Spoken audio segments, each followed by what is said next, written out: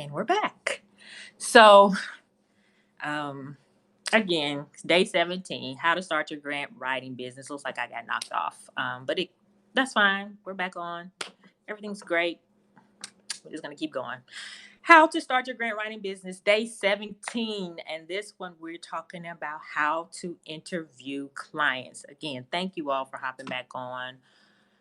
Technical difficulties there, but we'll continue. So we're going to talk. I wanted just to talk you through this because it's something that I did wrong for so long, and it just ended up being a waste of time. So I just want to make sure that I talk about and stress the right way to do this. Um, so again, for those that are just joining, I talked about, again, this is day 17. We're talking about how to interview clients. Great question. What we talked about the earlier days. Day 16 was how many clients you should take on. Day 15 is a consultant versus employee. We talked about the pros and cons of each. Day 14, we just talked about our journey. We talked about really leveraging your experience and your expertise and just continuing to have that conversation. And then the prior days, you can go back and watch the replays. It's a lot that I just don't remember. But today we're going to talk about continuing on our journey, 50 days of starting your grant writing business. And we're going to talk about how to interview clients. So again, this conversation is going to be 10 minutes max, no more. That way you give yourself padding if you go 15 minutes. So it's generally a 15-minute call, but you're going to tell them 10 minutes. You're going to tell your clients 10 minutes, and you're going to let them know that this conversation is very specific. I'll be asking you questions. I may cut you off just because you may be going in a different direction, but I want to make sure that I capture the information appropriately. And if they just start going off on a tangent and not addressing your questions, just redirect them properly and appropriately to make sure that you get the information that you need from them. So again, this is very short call. You don't want to be on there extremely long because again, that time needs to be spent with you serving clients that are paying you. So you want to make sure you're directing this call appropriately, and it's going to be 10 minutes only. This is not the time to get on the call and convince the potential client that you are this great person, that you have all this expertise, and just convince them of the great work that you're doing. Because if they didn't believe that or they weren't interested, they would not have reached out to you. So this is a time again for you to interview them and ask them specific targeted questions to make sure that they're going to be the client of your dreams and not a headache, because you don't want that. Again, there's a reason that they only get 10 minutes of your time. Just like your pricing says a lot about you, so does the time that you spend on the phone. So you want to make sure that you are directing the conversation and leading the conversation. If they go off on a tangent, again, you just redirect the call.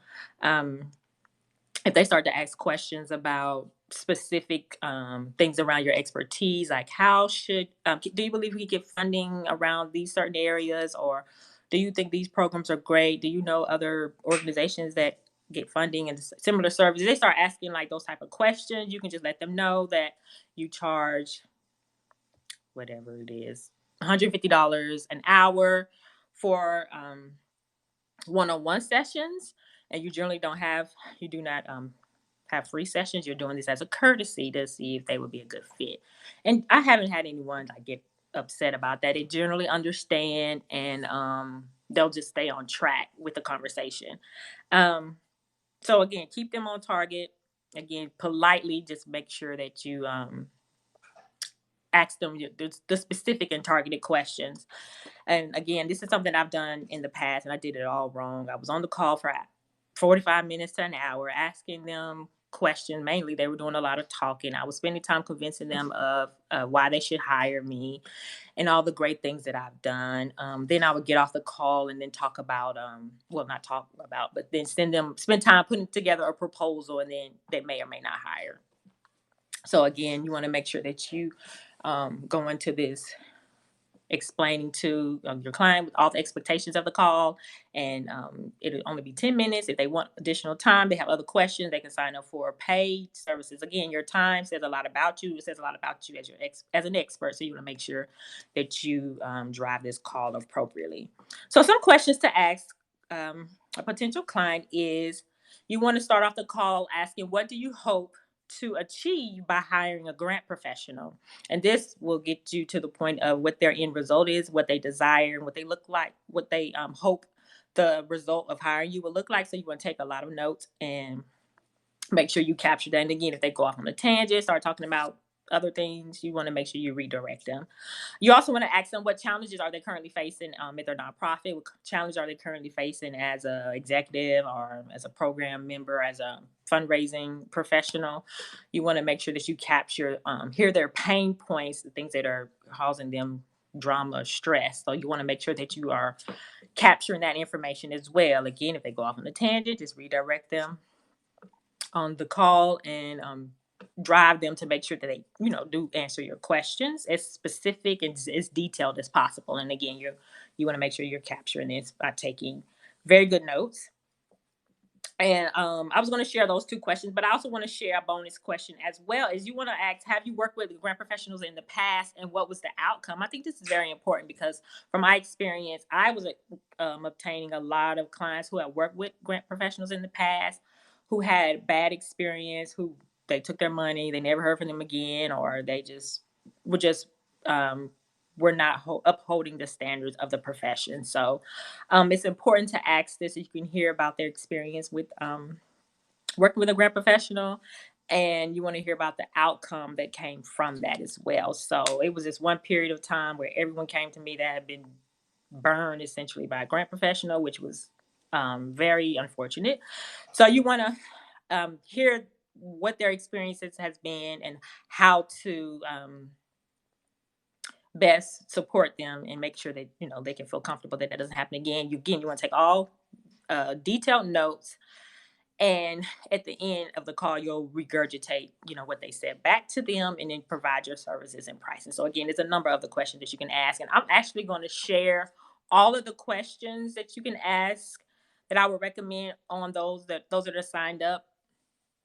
They get the email, so please sign up junefirstfirm.com, and you'll get on the email list. I'll send out a list of other questions that you can ask that will be very pertinent when interviewing clients, and how to know who you want to work with. It really will guide you when it's the time to decide of who do you want to work with, because this is the time where you're weeding out the clients that are not a good fit, and you want to make sure you attract those that are.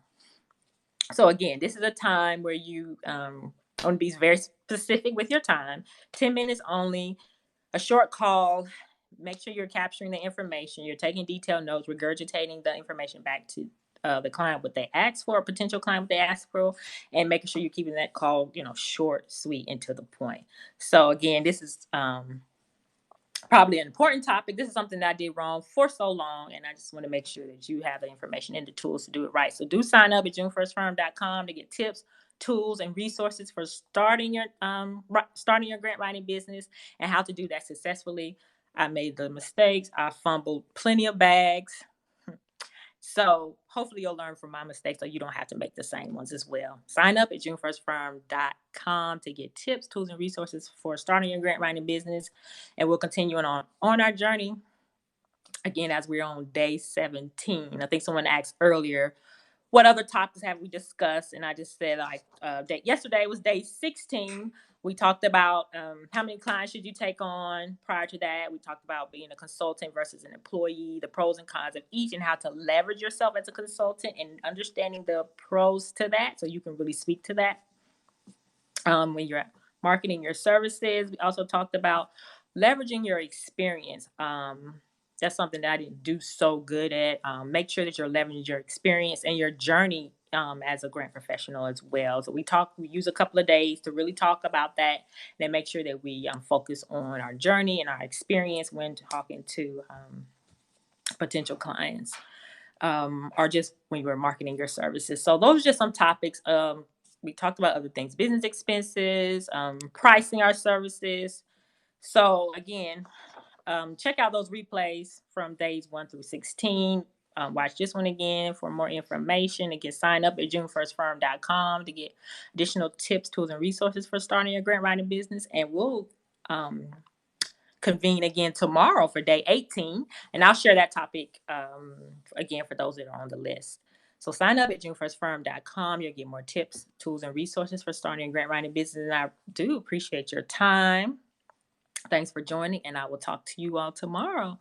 Bye bye. Have a great evening.